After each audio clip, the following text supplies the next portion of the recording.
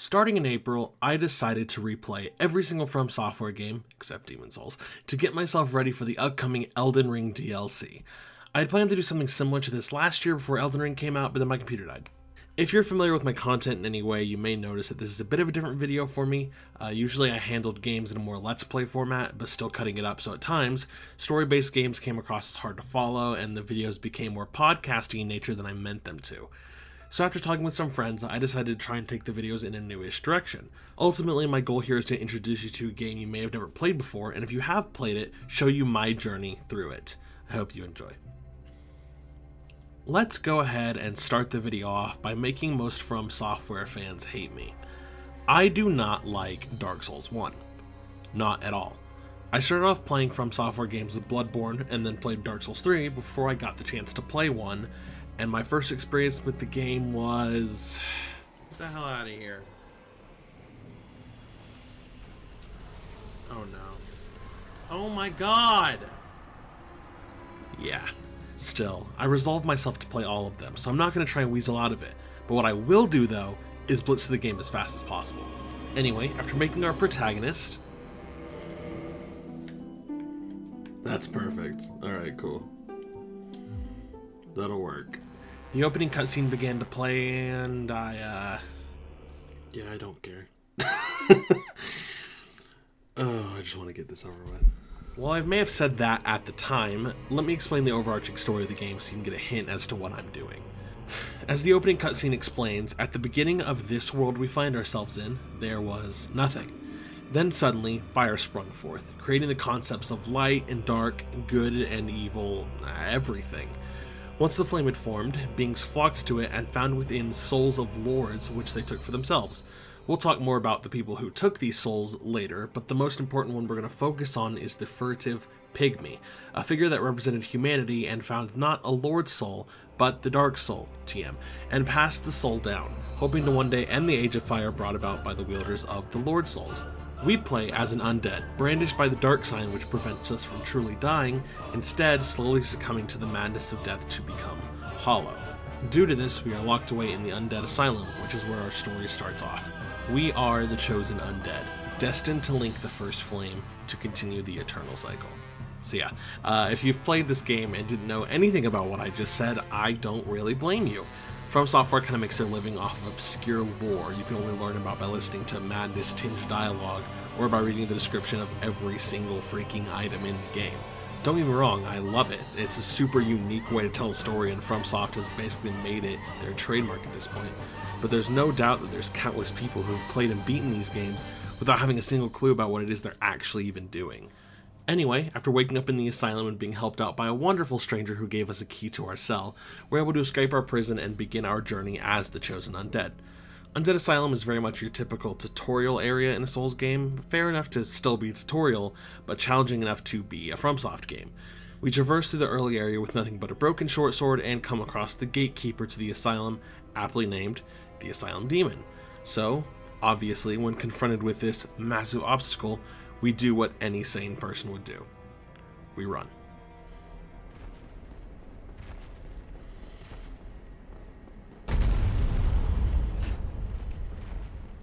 While it's definitely possible to kill the Asylum Demon with the broken sword, I don't really have time to try and impress people. I'm just kind of trying to get through the game. So I move along to pick up my weapon, a beautiful bandit's knife. I didn't talk much about my class selection, but I went bandit for early bleed because bleed is super broken in this game. Like, if you've played Elden Ring and you know how good bleed is in that game, this is the first game that bleed was really good in. You wanna know what else is broken in this game though? The game. Like, just in general. It doesn't always work the way it's supposed to, but that's part of its charm, I guess. Jesus Christ!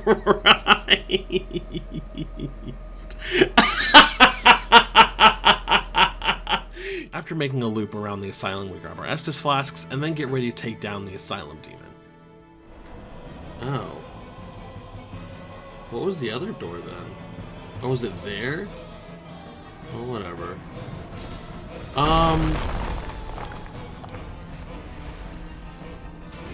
Game? Okay. Not really sure what just happened there.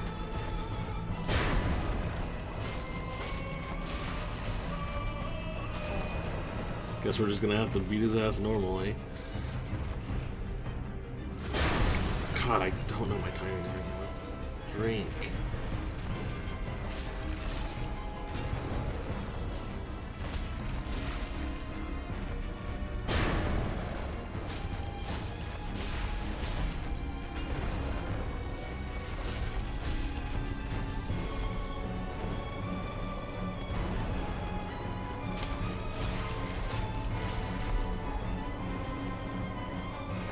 That was way too early. He's dead, so it doesn't matter, but still. And there was much rejoicing. Now the gatekeeper is dead, we can take a ride on the Crow taxi. Yeah, I don't know, man. This game's super weird. We make our way to the hub of the game, Firelink Shrine. As I said, Firelink is the central hub for the NPCs of this game and acts sort of as a crossroads towards the varying areas of the game. We venture off in the direction of the first area of the game, Undead Burg. I know that sounds like the most fake location name ever, but it's no joke. When I first played this game, I died here a ton.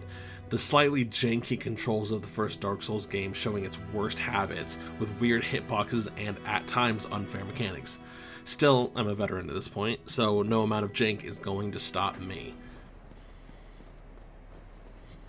I was like, I will eventually get behind you.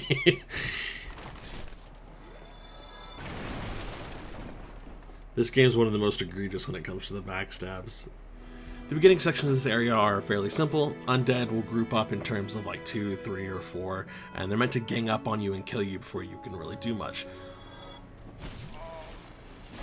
I'm so fussy, you just made me buy something that I'm probably never going to use. I simply make use of the game's not at all broken parry system. What? No, I disagree. I actually disagree with that parry working. And I disagree with that one not working. Stop shooting me! And after dispatching of a Black Knight... Oh, well.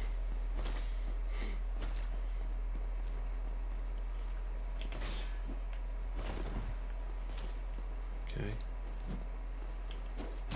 Gotcha. And they're sweating. Gotcha. It's super early in this game. Like, it's super early. We go on to the first boss of this area, the Taurus Demon, a big lumbering monster who you have to take down on a narrow bridge. Thankfully, though, taking him down's pretty easy. Come on. There he is.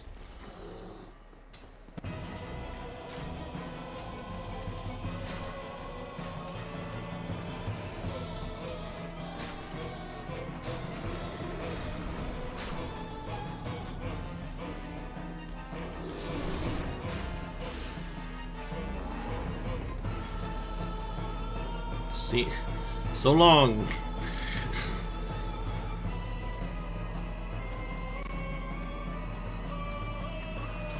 Oh, right, there's not one over here. I don't know why I thought I was supposed to go back and forth. Sir.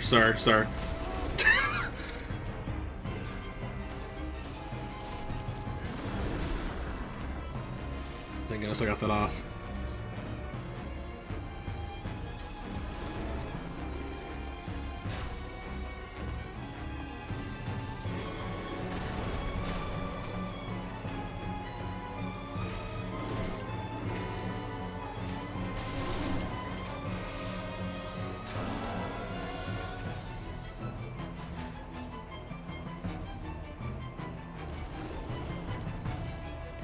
Get away from me real quick so I could do that. I didn't mean to jump there. Sir, you're in the way. I'm gonna die. I'm gonna die. I'm gonna die. Climb as fast as you can. Oh my god.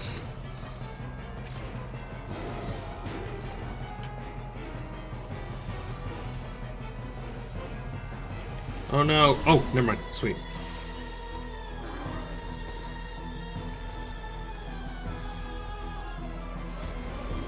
Oh, come here, buddy.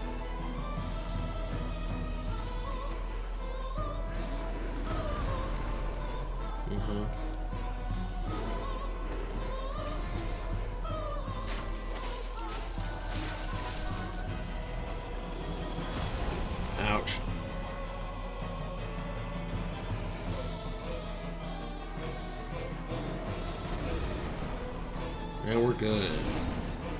That was sloppy. That was 100% sloppy. But, you know what? Who cares? As you can see, the strategy is pretty simple. You just climb up the ladder, jump off, plunge onto him, and then just repeat it a bunch. And I mean, even if you don't do that, his patterns are pretty simple and easy to read with a bit of practice. It's short and sweet, honestly.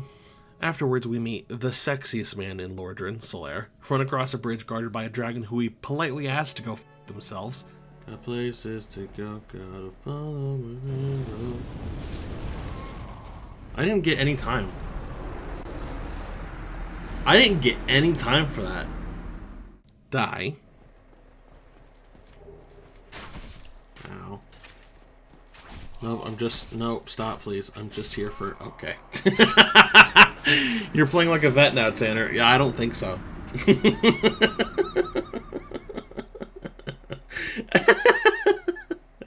I don't think so, actually. Die again. Nope.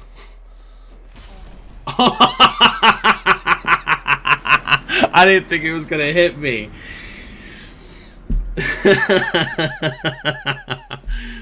I thought I was fine. Kill the bastard that killed me. There's also no sound effect when I'm parrying him right now, which is kind of ominous.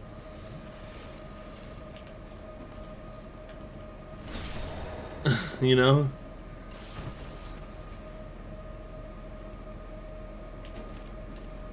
There's no sound effect. And then I fist a pig. Yeah, no, seriously. Oh, yep. Got him. Why didn't it work when I played this game last time? At some point during this, I don't remember exactly when, but I traded out my bandit knife for the Uchi-Katana, a long, quick blade with high bleed damage. This has been my main weapon for a while. It's just pretty reliable. No need to be fancy or anything in this game. Then I light a bonfire near Andre, activate a shortcut that goes back to Firelink, and then I kill this guy. Buddy?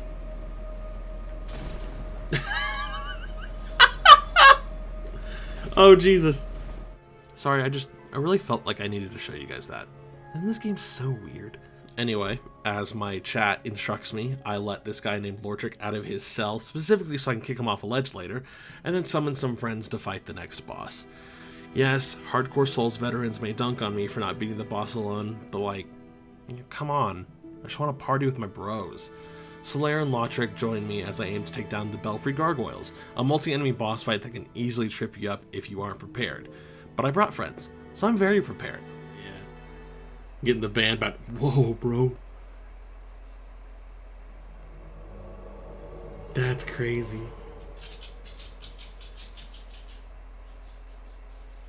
Let us go.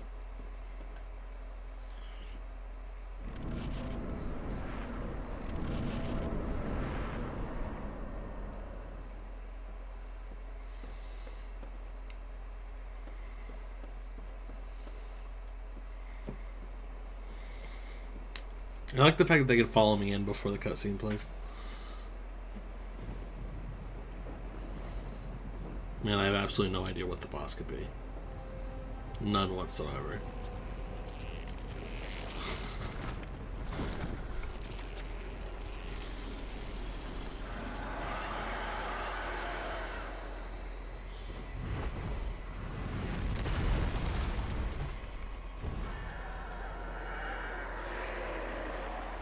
Now another question, because I wouldn't be surprised.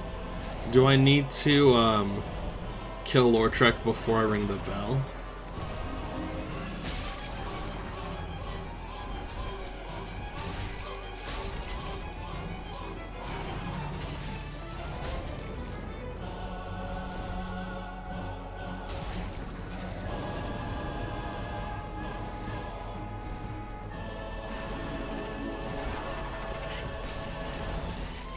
The bell's fine. Ow.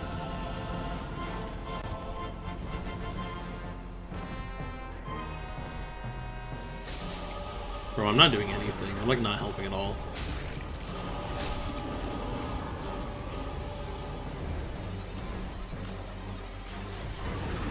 Well, I didn't get the weapon, by the way. And it's done, because, again, killed him too fast. Thanks, guys! Afterwards, I climb up and ring the first of 2 Bells of Awakening, one of the main goals of our quest. Speaking of which, I've explained the general lore and gave a small overview of our goal, but let me lay out the steps since I've decided to only defeat the bosses I need to beat the game. As I just mentioned, we rang one of 2 Bells of Awakening. By ringing these bells, I'll be granted access to a location named Sen's Fortress, and with that I'll be able to teleport to Anor Londo, the location of the Lord Vessel. The Lord Vessel will be used to burn the Lord's souls and grant me access to the Kiln of the First Flame where my journey will end. So as you can guess, my next goal from here is to find the second Bell of Awakening, but that won't be for a little while. First though, I kicked Locktrick off a ledge, as I was told to do.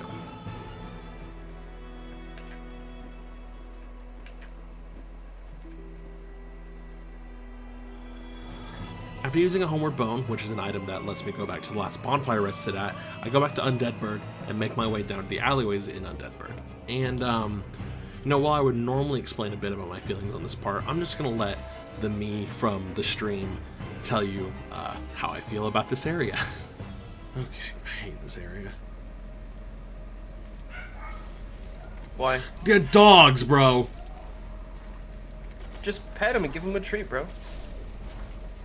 That's all they ask for. That's not what they're asking for. Yeah, I hate this area a lot. But you know what I hate even more? The boss. The Capra Demon was my first experience with my main issue of Dark Souls 1. I feel like in all of their games, From Software does a pretty good job of balancing fairness with difficulty, whether that be by lowering the HP of enemies during multi-enemy boss fights, giving you bonfires at least kind of close to bosses to make the post-death run back not as frustrating, or at least giving players a huge open area so you can make space during boss fights. The Capra Demon does not care about your need for fairness. The Capra Demon has 2 dogs in his arena, and that arena is the size of a 1-bedroom apartment. Not only that, but the path to the actual boss room isn't a cakewalk either. You have more thieves who will get up behind you and try to slit your throat. You have dogs that can inflict bleed on you in literally seconds. It's genuinely one of the most frustrating areas I've ever seen in a From Software game, and this is the 3rd boss. Get grabbed. That's really, really good model management you got right there. Yep. Everything that's happened so far has felt fair. I don't know. It's really, I'll be honest, it's a tough fight to deal with. The dogs can stack up bleed very quickly, and the actual boss has quick attacks that don't really have a ton of end lag. It's hard, but it's not impossible. Nothing is. And with enough perseverance, you can... He killed... Okay. Okay. Okay. Okay. No. You can always... I hate you so much. Please. Please just die.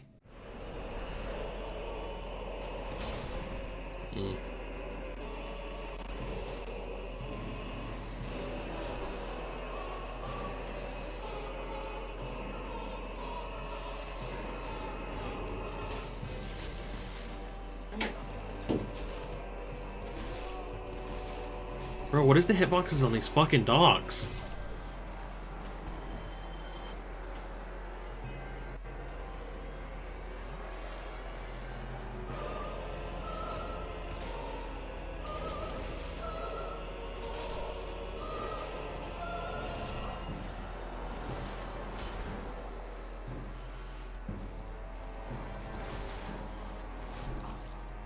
The dog's on you.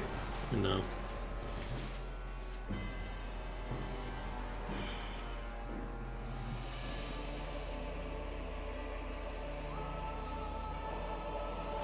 Oh yeah, of course they hit me.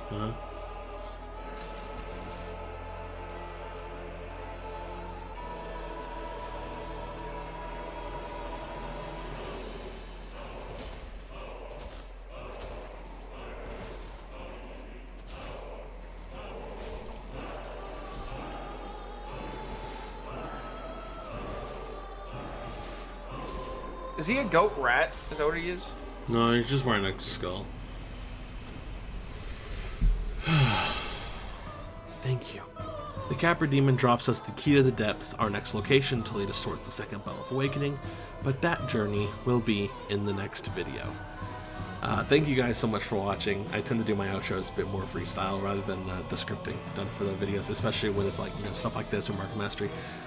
This video, like I said, was a bit more experimental for me. I'm just trying out something new, seeing if people like this. There's just been a lot of games that I've played on stream that I want to bring to the channel, and it just helps me fill in the gaps between certain series doing their stuff. My AC just kicked on, but I've already paused once in the middle of recording this, so I'm just going to keep going for the rest of it. Any feedback, though, seriously, would be super appreciated. Whether my scripting wasn't good enough, if you guys want me to explain certain stuff a little bit better, show more gameplay, show more of the actual like stream stuff, so you can hear more of how I felt in the moment, rather than me talking about it in sort of a retrospective way. Any of that would be super awesome, and I will make sure to try and make the next episode of this even better. But seriously, thank you guys so much for watching, and I'll see you all later. Bye!